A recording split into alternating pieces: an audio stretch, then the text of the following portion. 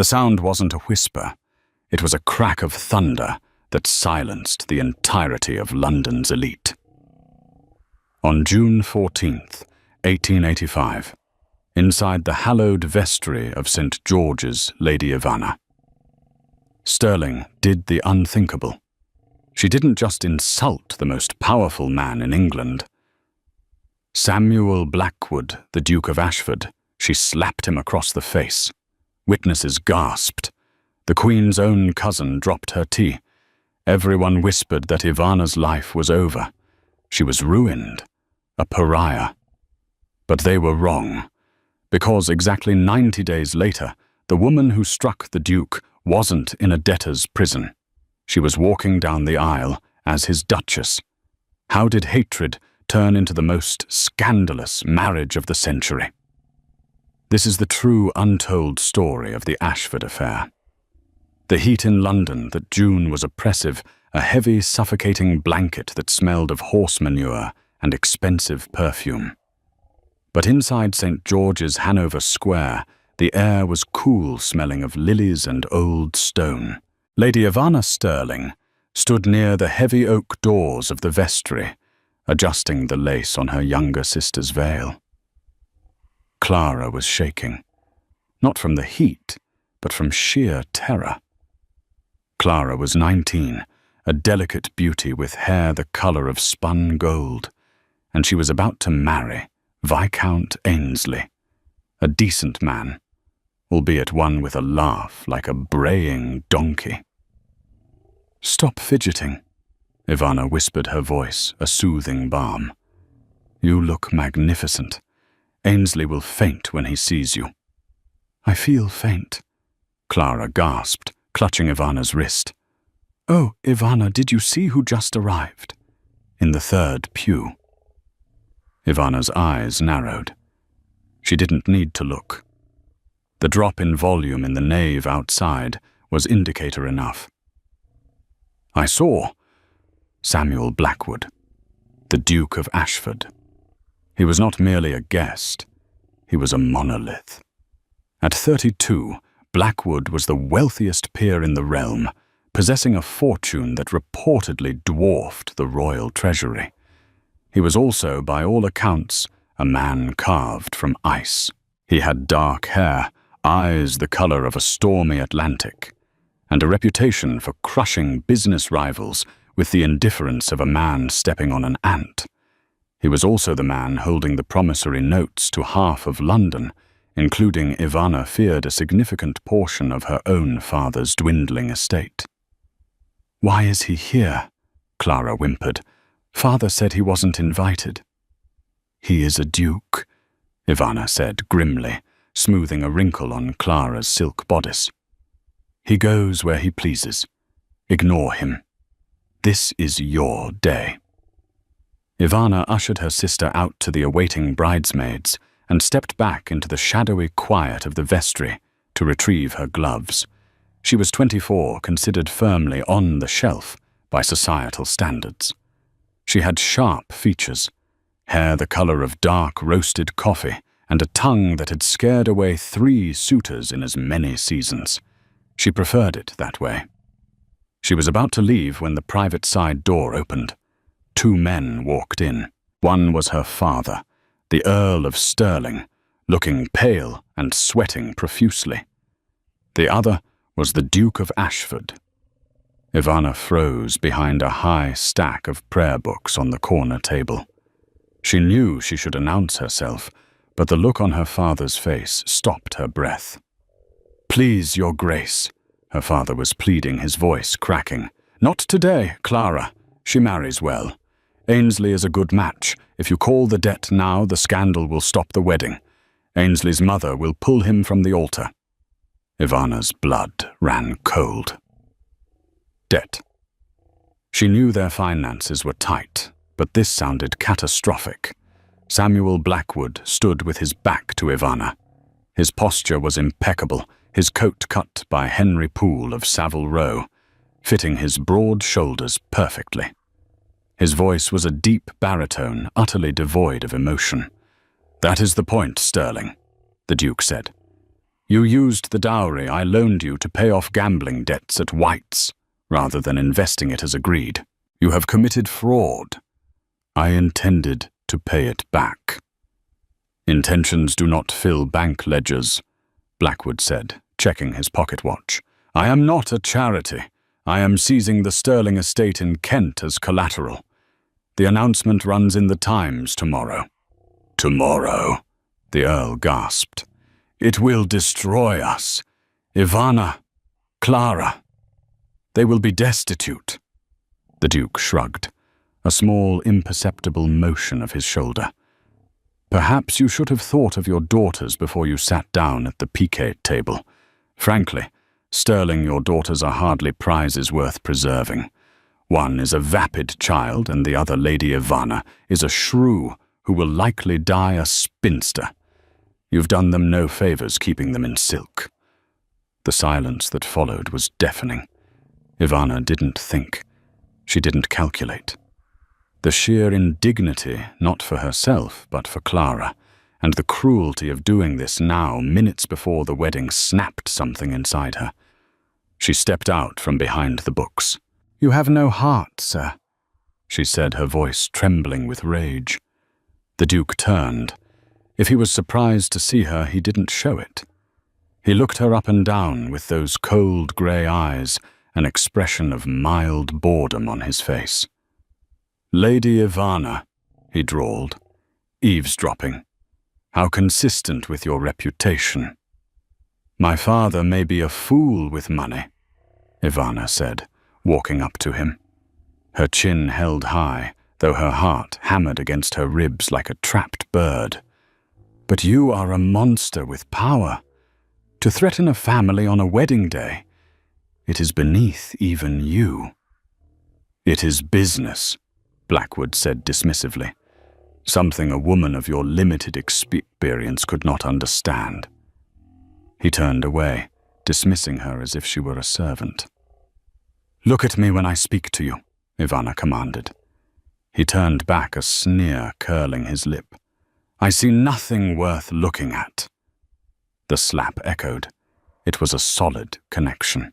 Ivana's palm connected with the Duke's high cheekbone, with all the force of her frustration, her fear and her fury. The sound ricocheted off the stone walls. Her father gasped, bringing a hand to his mouth. Ivana. The Duke didn't move. He didn't recoil. He simply stood there, his head turned slightly to the side, a red mark blooming rapidly on his pale skin. Slowly, terrifyingly, he turned his gaze back to her. The boredom was gone. In its place was something darker, something intense. He raised a gloved hand and touched his cheek. You have made a grave error, Lady Ivana, he whispered. Get out, she hissed. Get out of my sister's wedding. For a heartbeat, the air crackled with electricity. Then, without a word, the Duke of Ashford turned on his heel and walked out the door. Ivana looked at her hand. It was stinging. She looked at her father, who was slumped in a chair, weeping. You've killed us, he sobbed. You've killed us all. The wedding proceeded, but it was a hollow affair. Clara married her Viscount, blissfully unaware that her family was imploding. But the moment the carriage rattled away with the newlyweds, the atmosphere in London shifted. News of the slap had travelled faster than a telegraph. By the time Ivana and her father returned to their townhouse in Belgravia, the invitations on the mantelpiece had vanished. The butler, an old man named Halloway, who had served them for 20 years, looked grave. Lord Somerton's footman came by, my lady. He requested the return of their invitation for the summer ball. And the others? Ivana asked, removing her hat. All of them, my lady. Lady Jersey, the Duchess of Devonshire. We are removed from the lists. It was social death, but the social ostracization was merely the first wave. The second was financial. 3 days after the wedding, the creditors arrived. They didn't come with polite letters.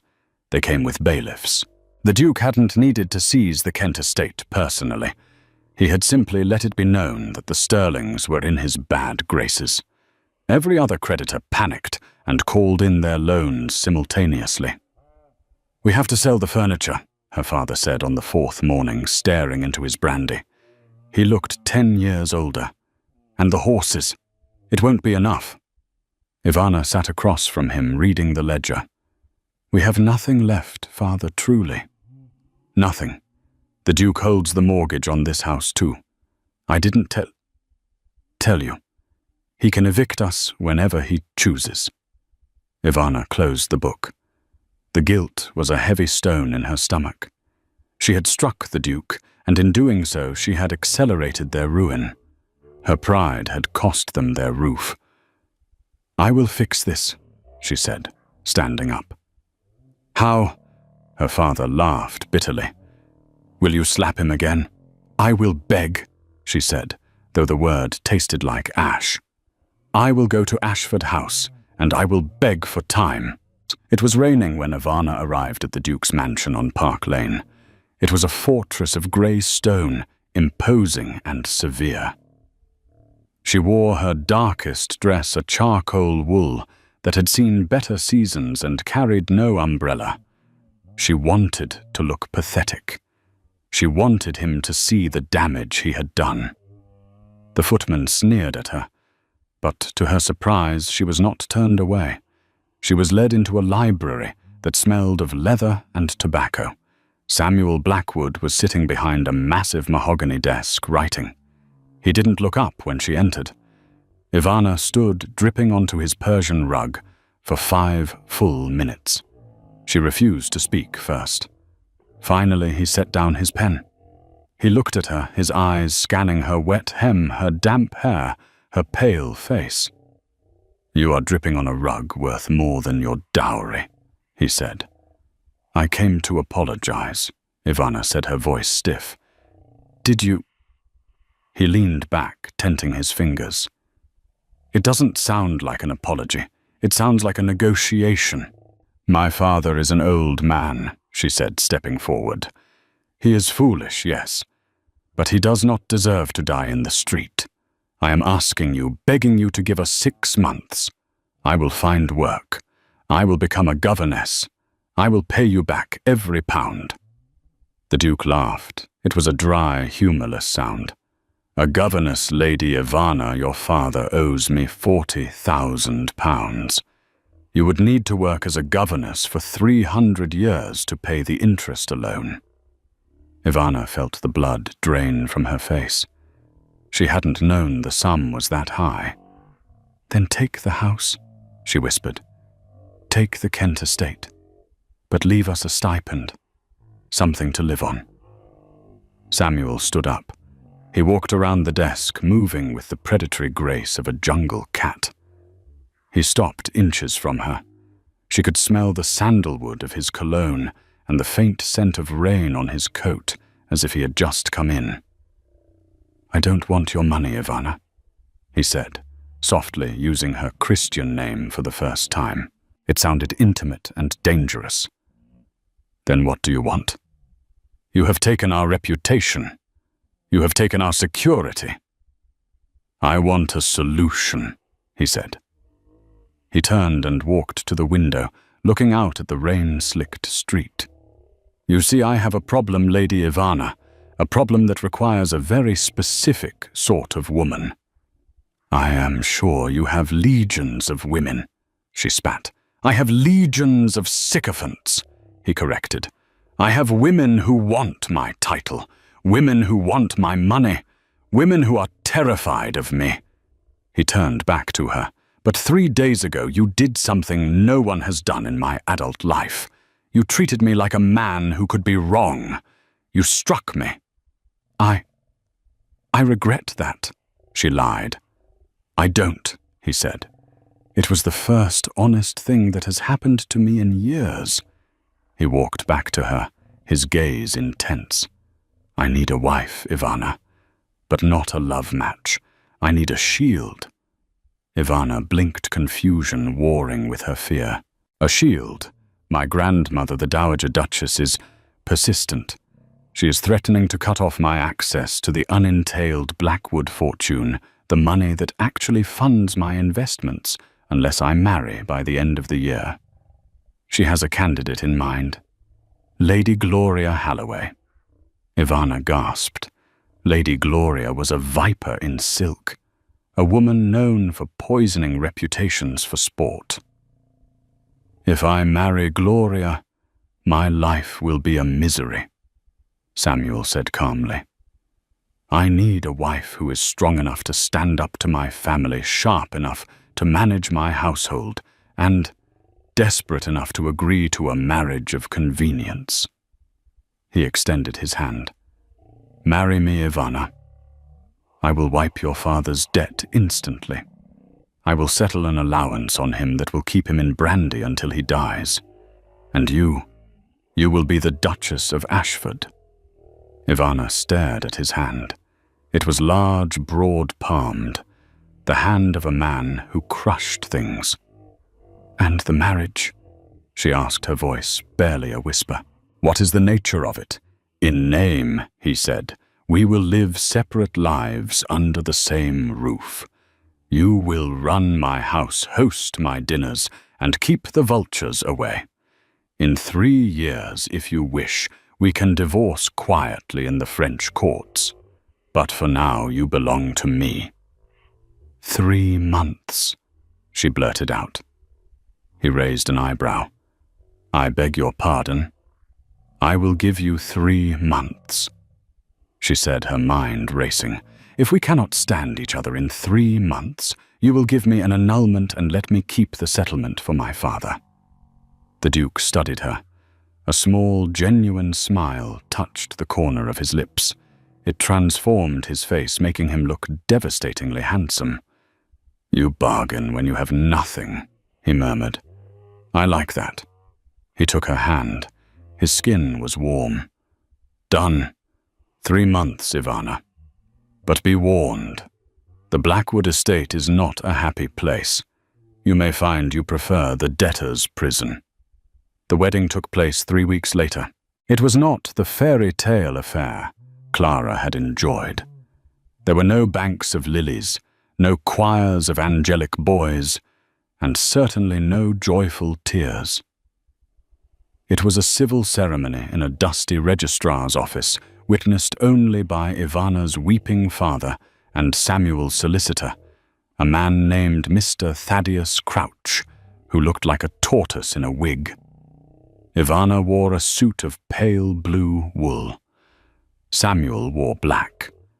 They spoke their vows like soldiers, exchanging passwords in enemy territory. I do. Samuel said, his voice flat. I do. Ivana echoed, signing her name, Ivana Blackwood, Duchess of Ashford. The signature felt like a forgery. The carriage ride to Blackwood Hall, the Duke's ancestral seat in the wilds of Derbyshire, took 6 hours. For the first 4, neither of them spoke. Samuel read a stack of parliamentary papers, and Ivana watched the English countryside dissolve from green cheerfulness into rugged grey moors. You should know, Samuel said suddenly, not looking up from a report on coal tariffs. My grandmother lives at the Hall. She is difficult. Ivana smoothed her gloves. I have handled debt collectors, my lord. I can handle an old woman. Samuel looked at her, then a flicker of amusement in his dark eyes. Augusta is not an old woman, Ivana. She is a monument to disapproval. She has outlived 3 husbands, and I suspect she ate them. When the carriage pulled up the gravel drive, Ivana understood. Blackwood Hall was not a home. It was a statement of dominance. Turrets pierced the sky like spears. The stone was dark, covered in ivy, that looked more like strangling vines than decoration. A line of servants waited on the steps. At the front stood the Dowager Duchess, Augusta Blackwood. She was a tiny woman, withered and bent, leaning on an ebony cane topped with a silver skull. but her eyes were sharp, glittering beads of jet. Samuel helped Ivana down. He did not offer his arm. He simply stood beside her, a wall of warmth in the chill wind. "So," Augusta croaked, her voice like grinding stones, "this is the creature. This is my wife, grandmother," Samuel said, his tone warning.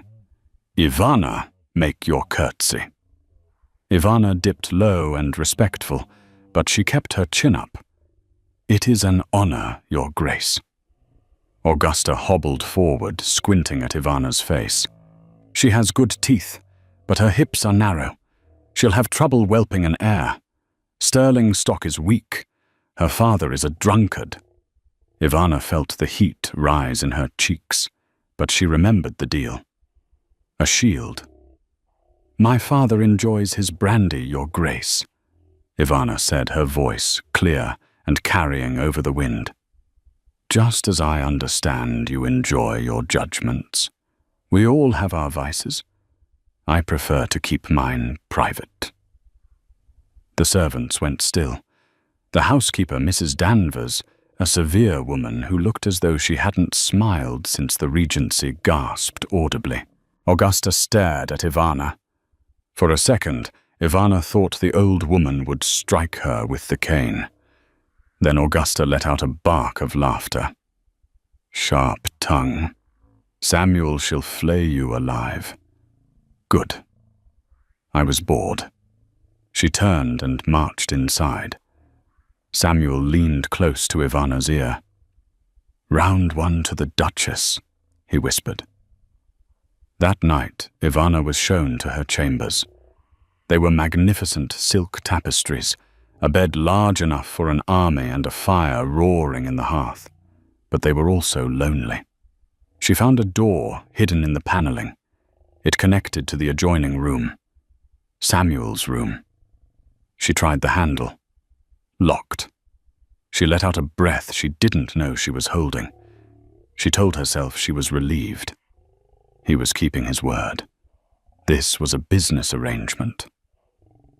But as she lay in the cold, vast bed, listening to the wind howl across the moors, she couldn't help but wonder what the man on the other side of the door was doing. Was he relieved too?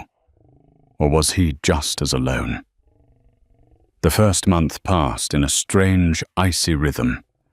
Ivana took over the running of the household with a military efficiency that startled the staff. She audited the kitchen ledgers and found the cook was overcharging for beef. She reorganized the linen rotations. She even dared to change the flowers in the main hall from funeral white lilies to vibrant yellow roses. Samuel was rarely seen. He spent his days riding the estate or locked in his study.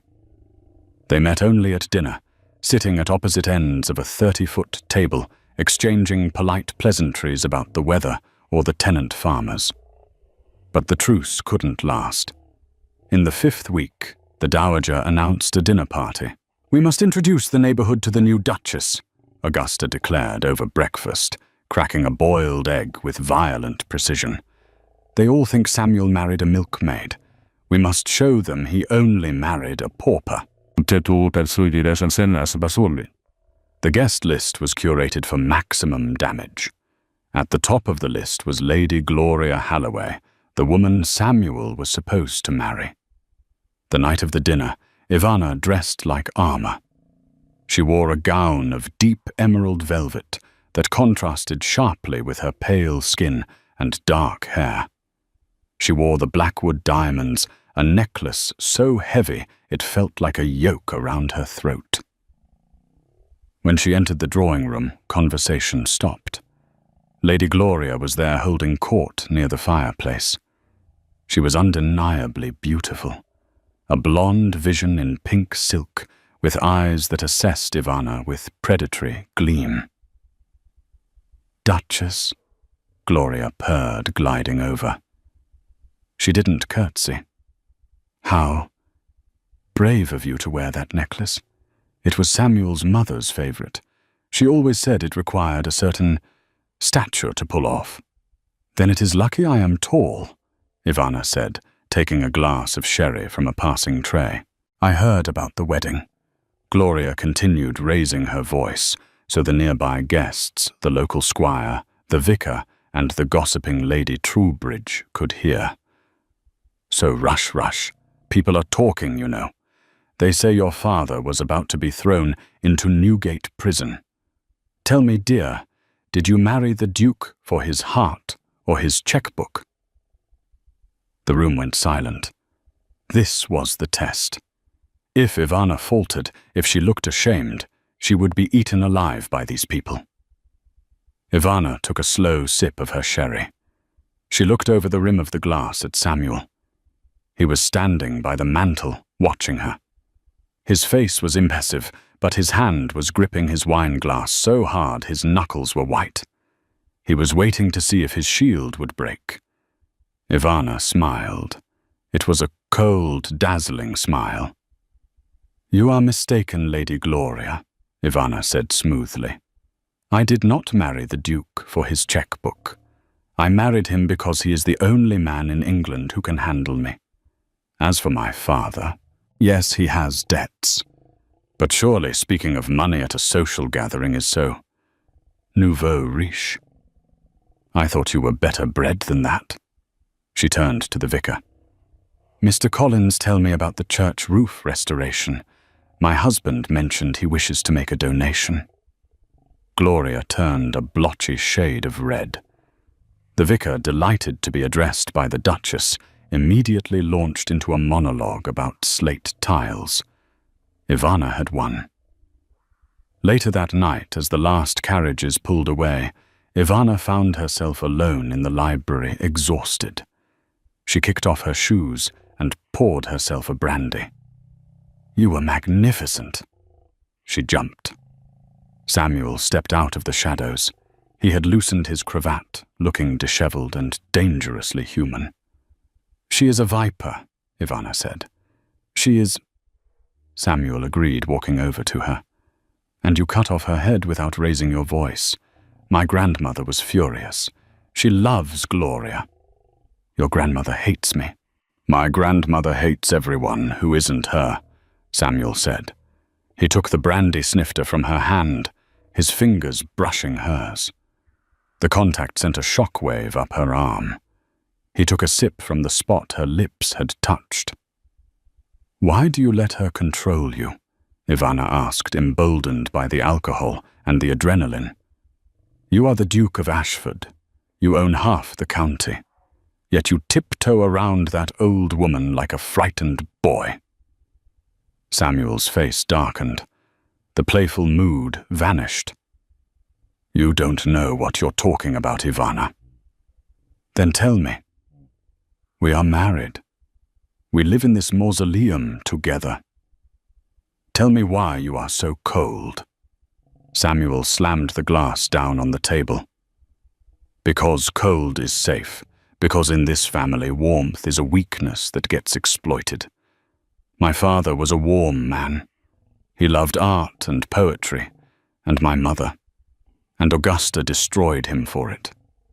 She drove him to drink, and then to an early grave because he wasn't Duke enough. I learned very young that if you want to survive being a Blackwood, you lock your heart in a box and you bury it. He was breathing hard, his chest heaving. I married you because you were tough, he rasped. Because you slapped me. Because I thought you didn't have a heart to break. Don't prove me wrong, Ivana. Don't try to save me. He turned to leave. Samuel, she called out. He stopped at the door. I didn't slap you because I have no heart, she whispered. I slapped you because you broke it. He didn't turn around. He just walked out, leaving the door open. The dynamic in the house shifted after the dinner party. Samuel no longer ignored her. He watched her. When they rode out to inspect the tenants, he asked for her opinion on the crop rotations.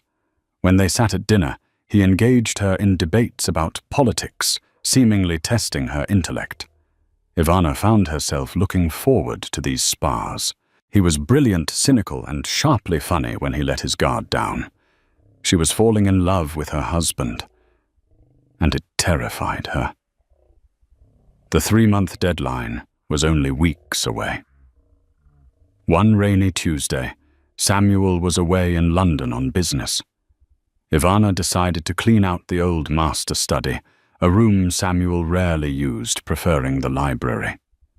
In the bottom drawer of a dusty bureau, she found a locked leather folio. She knew she shouldn't open it, but the name on the front caught her eye. Sterling. It was her father's file. Ivana picked the lock with a hairpin, a trick she had learned from a maid in her youth. Inside were the promissory notes her father had signed. She leafed through them, expecting to see the dates from June, when Samuel had seized their estate. But the dates were wrong. The first note was dated 2 years ago. The creditor listed wasn't the Bank of England or Samuel. It was Lord Harrington. Harrington was a notorious loan shark, a man known for breaking legs and burning barns. Ivana read the correspondence attached. Letter from Lord Harrington to Earl of Stirling. Pay by the 1st, or your daughter, the pretty blonde one, might have an accident. Ivana's hand shook. A threat against Clara. Then a transfer document, accepted by the Duke of Ashford. Full payment rendered to Lord Harrington on behalf of the Earl of Stirling. Debt transferred to Ashford Estate. Ivana gasped. Samuel hadn't bought their debt to destroy them. He had bought it to save them from Harrington. He had paid off a dangerous criminal, taken the debt onto his own books, and sat on it for 2 years without asking for a penny. He had only called it in on the day of the wedding because her father had tried to gamble away the new loan Samuel gave him money, meant for Clara's dowry. He wasn't a monster. He was a guardian angel who dressed like a demon. "Why didn't you tell me?" she whispered to the empty room. "Because he is a fool." Ivana spun around. Augusta was standing in the doorway, leaning on her cane. "You knew?" Ivana asked. "Of course I knew," the dowager scoffed, hobbling into the room. "Samuel has a savior complex. He thinks he can save every stray dog and broken aristocrat in London. He saved your father because he saw you once 3 years ago at the opera. You don't remember, do you?" Ivana shook her head. "He does.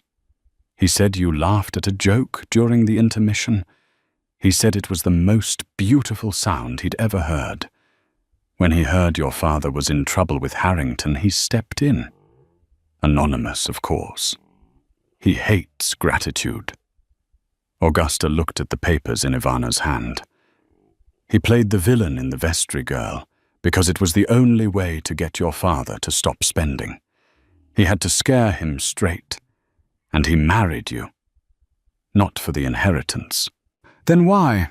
Ivana asked, her voice trembling. "The inheritance is a lie," Augusta cackled. "I never threatened to cut him off. I have no control over the money. That was his invention. He married you because he wanted you. But he is too damaged to ask for love. He only knows how to make deals." Ivana felt the world spin. The contract, the coldness. It was all a charade, a protective wall he had built because he didn't believe he could be loved for himself. "He is in London," Ivana said, grabbing her skirts. "He is meeting with the lawyers to annul the marriage. The 3 months are up on Friday." "Then you better ride fast, Duchess," Augusta said. And for the first time, the old woman smiled. A genuine, toothy smile. "Go get him. I'm tired of eating dinner with just him. He's boring." Ivana didn't wait. She ran out of the room, shouting for the stable master. She didn't care about the rain. She didn't care about the scandal. She had a husband to slap and then to kiss. The train ride to London was an agony of slow motion. Ivana sat in a private compartment, watching the rain streak the glass, clutching the leather folio to her chest as if it were a shield. Every stop felt like an eternity. Every whistle sounded like a mocking laugh. 3 months. The deadline was midnight tonight. If Samuel signed the annulment papers, the marriage would be erased. He would restore her freedom and her father's fortune, and he would retreat back into his fortress of solitude, convinced he had done the noble thing. She arrived at King's Cross Station at 11 o'clock at night. London was a blur of gaslight and fog. She didn't wait for a carriage. She hailed a hansom cab and paid the driver triple to race to Park Lane. "Faster!" she urged, as the horse's hooves clattered on the cobblestones. When the cab screeched to a halt in front of Ashford House, the lights were dim. Ivana didn't knock. She used the key she had been given on her wedding day, the key she had never used. She threw open the heavy front doors. The foyer was empty shadows, stretching long across the marble. But a sliver of light showed under the library door. Ivana ran. She didn't care that her hair was wind-blown or that her boots were muddy. She burst into the library. Samuel was there. He was standing by the desk, a glass of whiskey in one hand, a pen in the other. On the desk lay a document with a red wax seal. Mr. Crouch, the solicitor, was blotting a signature. "Stop!" Ivana screamed. Samuel whipped around. His face was gaunt, his eyes rimmed with exhaustion. He looked like a man who had been walking through a desert. When he saw her, his expression fractured. Shock followed immediately by a mask of cold indifference. "You are late, Ivana," he said, his voice raspy. "But do not worry. I have already signed. Mr. Crouch was just witnessing it. You are a free woman. The debt is cleared. You can go." "Get out," Ivana said to the solicitor. Mr. Crouch looked from the Duke to the Duchess, his eyes wide. "Your Grace, I said get out," Ivana shouted, slamming the door behind her. The little man squeaked and scurried out the side entrance. Ivana stood, panting, her chest heaving. She walked straight up to the desk, picked up the annulment papers, and ripped them in half. Samuel went still. "What are you doing? That is your freedom." "I don't want freedom," she said, throwing the torn paper onto the floor. "I want the truth." She slammed the leather folio onto the desk. It fell open, revealing the letters from Harrington, the paid-off debts, the years of silent protection. Samuel looked at the file, and for the first time the Duke of Ashford looked ashamed. He turned away, walking to the window. "You weren't supposed to see that," he muttered. "You saved us," she said, her voice breaking. 2 years ago, you paid Harrington. You saved Clara from being hurt. You saved my father from prison. And you never said a word. You let me believe you were a monster. You let me slap you. It was better that way." Samuel said, his voice low and bitter. "If you hated me, you would leave. And you needed to leave Ivana. I am not built for this. I am a checkbook, not a husband." "Stop it," she said, walking around the desk. "Stop lying to yourself." "It is the truth," he roared, spinning around to face her. "Look at me. I am cold. I am hard. I know how to acquire things, not how to cherish them. If you stay, I will eventually freeze you out, just like my father was frozen. I am doing this for you." "You are a coward," she whispered. He flinched. "You are the most powerful man in England." She stepped closer until she was inches from him. "You can crush banks. You can intimidate earls. But you are terrified of a woman loving you." Samuel stared at her, his breathing ragged. "Ivana," You gave me 3 months, she said, reaching up to touch the cheek she had slapped 3 months ago. Her fingers were trembling. You asked if we could stand each other. Well, I cannot stand you, Samuel Blackwood. His eyes closed, a look of defeat crossing his face. I cannot stand you, she repeated, because I love you, and it is infuriating. Samuel's eyes snapped open. He looked at her as if she were speaking a foreign language. You? What? I love you, she said, tears spilling over. I love the man who saves fools anonymously. I love the man who argues about crop rotations. I love the man who let me win at dinner. She grabbed the lapels of his coat. I am not going anywhere, Samuel. You bought my debt. Now you have my heart. You are stuck with me. Samuel made a sound half laugh, half sob. The wall he had built for 30 years crumbled in an instant. He grabbed her, pulling her against him with a desperation that took her breath away. His mouth found hers, and it wasn't a polite, aristocratic kiss. It was hungry, messy, and overflowing with years of repressed emotion.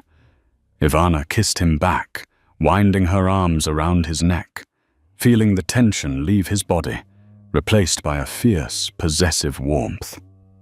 When they broke apart, Samuel rested his forehead against hers.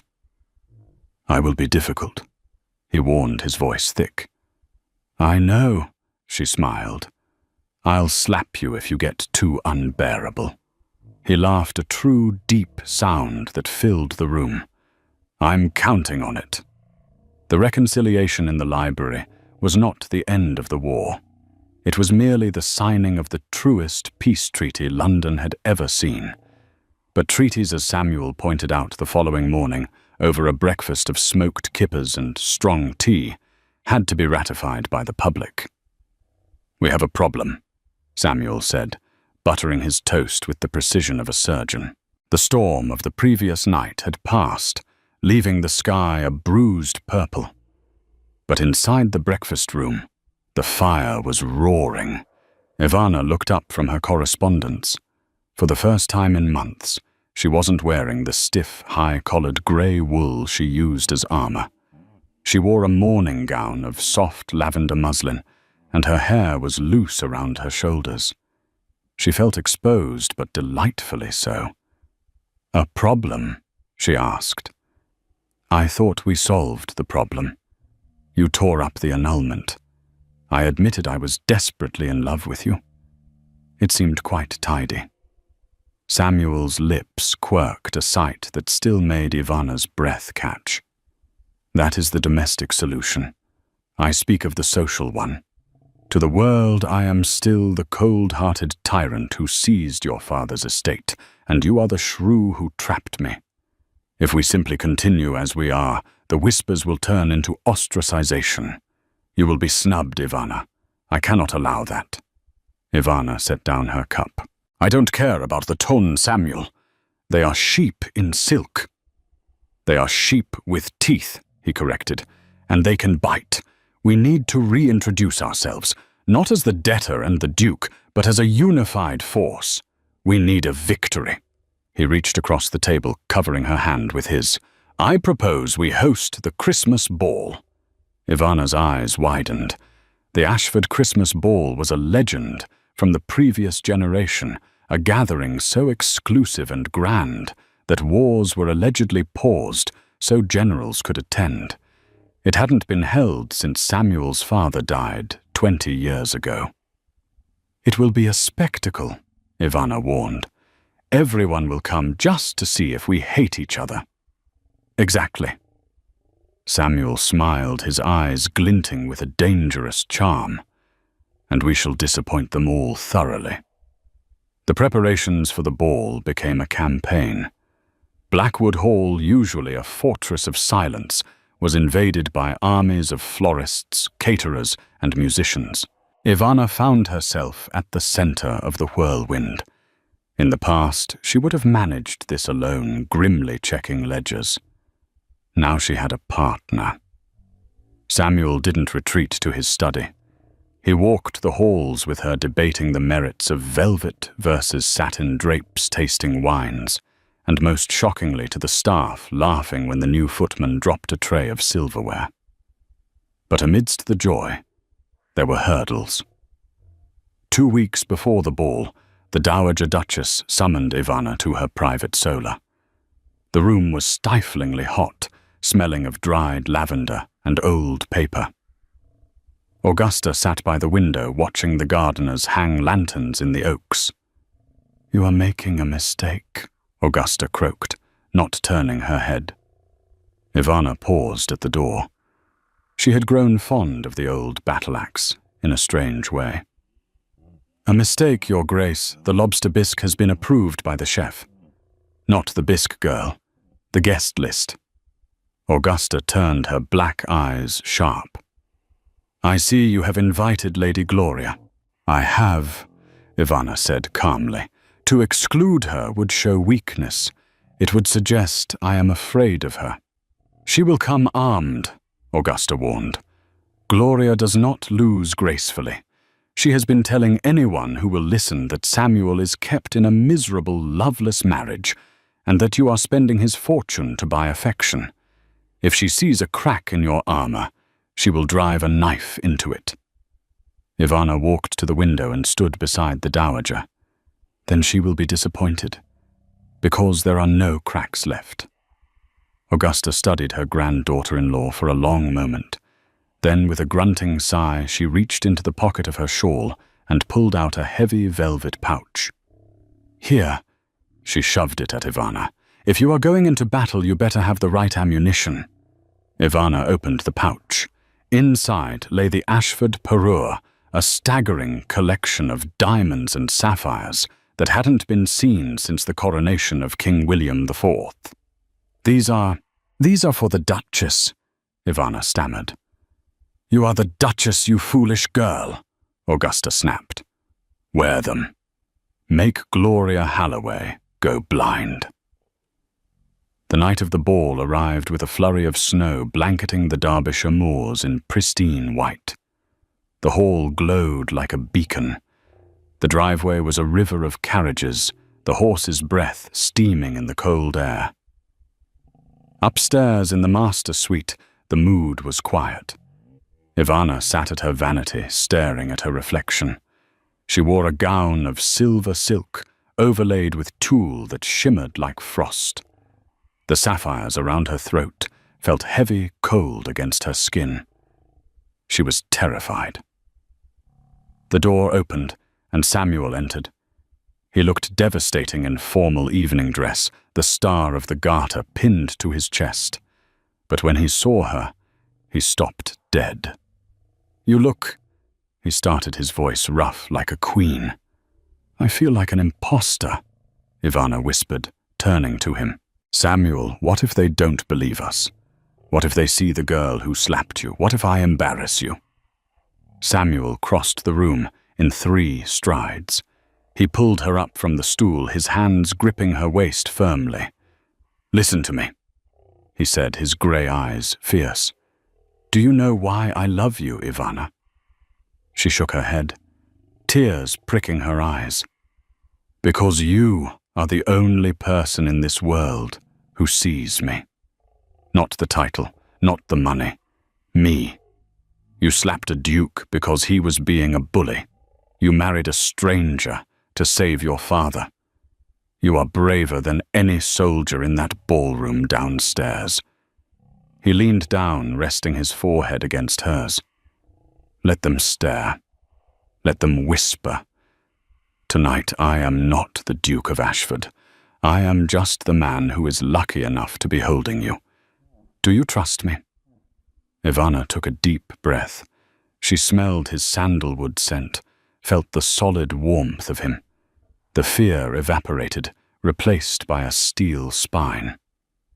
"I trust you," she said. "Good. Now let's go start a scandal."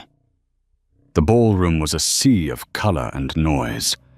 500 of England's elite were packed under the crystal chandeliers. The air was thick with the scent of pine beeswax and expensive perfume. When the major domo banged his staff on the floor, the silence was instant.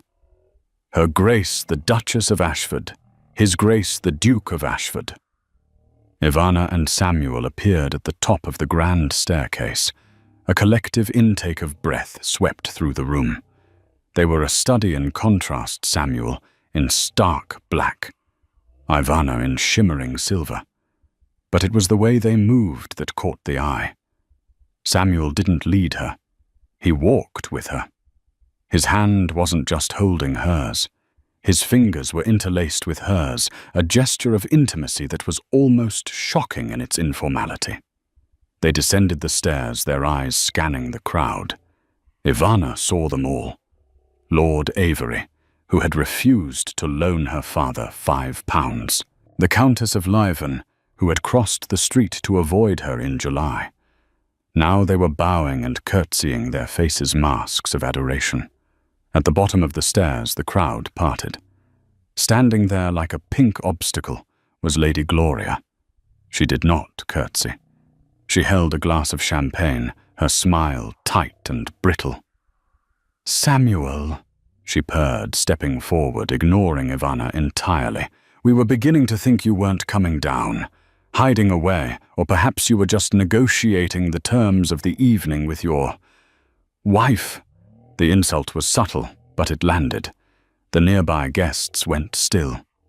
This was the moment they had come for. The blood sport. Samuel looked at Gloria. His expression didn't change, but the temperature in the room seemed to drop 10 degrees.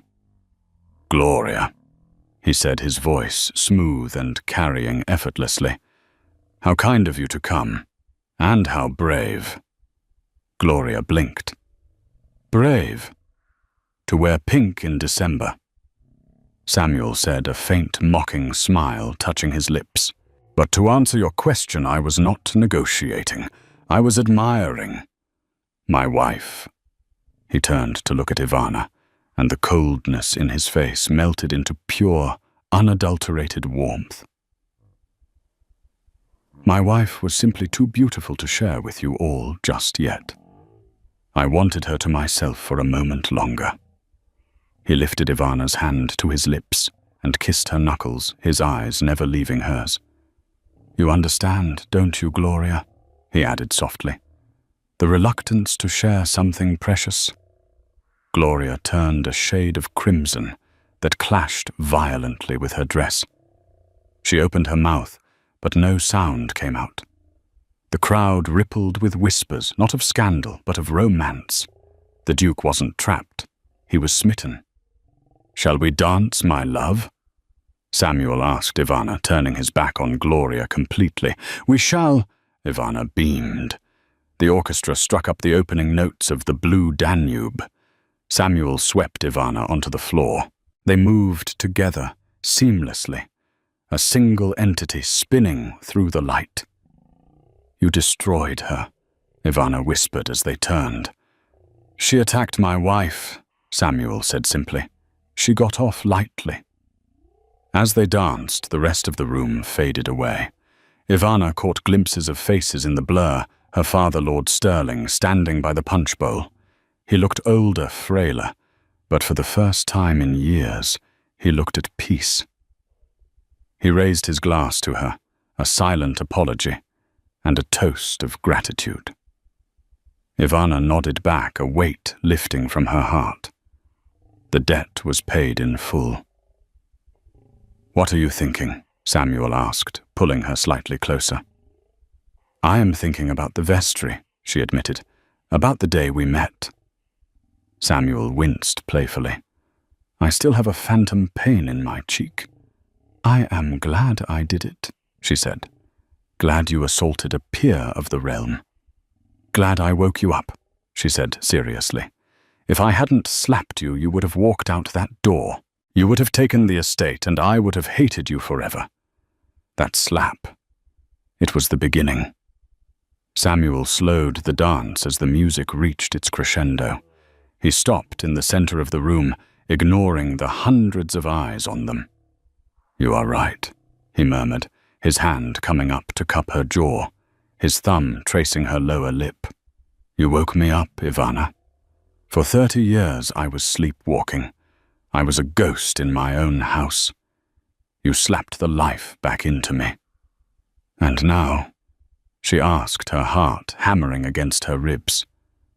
"Now," he said, leaning down, "I intend to stay awake, for every moment of it." He kissed her. It was not a chaste societal peck. It was deep, tender, and lingering. It was a kiss that claimed her not as property, but as a partner. When they finally broke apart, the room was silent for a heartbeat before erupting into applause. It was unseemly. It was improper. It was glorious. The Ashford affair was no longer a scandal. It was a love story. Later that night, long after the last carriage had departed and the candles had burned down to nubs, Ivana and Samuel stood on the balcony of their suite, watching the snow fall on the dark moors. Samuel wrapped his coat around her shoulders, pulling her back against his chest. 3 months, he mused into her hair. We made a deal for 3 months. The contract is void, Ivana reminded him, leaning into his warmth. I know, Samuel said. I was thinking we should negotiate a new one. Ivana turned in his arms, raising an eyebrow. Oh, and what are your terms, Your Grace? Samuel smiled that rare, true smile that belonged only to her. 50 years, he whispered, with an option to renew for eternity. Ivana pretended to consider it. She tapped a finger against her chin. It will require patience. I am still quite stubborn. I'm counting on it. And I will likely slap you again if you are arrogant. I look forward to it. Then, Ivana smiled, reaching up to kiss him under the falling snow. I accept. And so the scandal that started with a slap ended with a waltz. Samuel and Ivana went on to have 3 children and were reportedly inseparable until the Duke's passing 40 years later. It's a reminder that sometimes the people who challenge us the most are the ones who love us the best. What do you think? If you found out your enemy had secretly saved your family, could you forgive them as quickly as Ivana did? Or would you have made him grovel a bit longer? Let me know in the comments below. If you enjoyed this story of Victorian vengeance and romance, please hit that like button. It really helps the channel. And don't forget to subscribe and ring the bell so you never miss a scandalous true story. Thanks for watching, and I'll see you in the next chapter.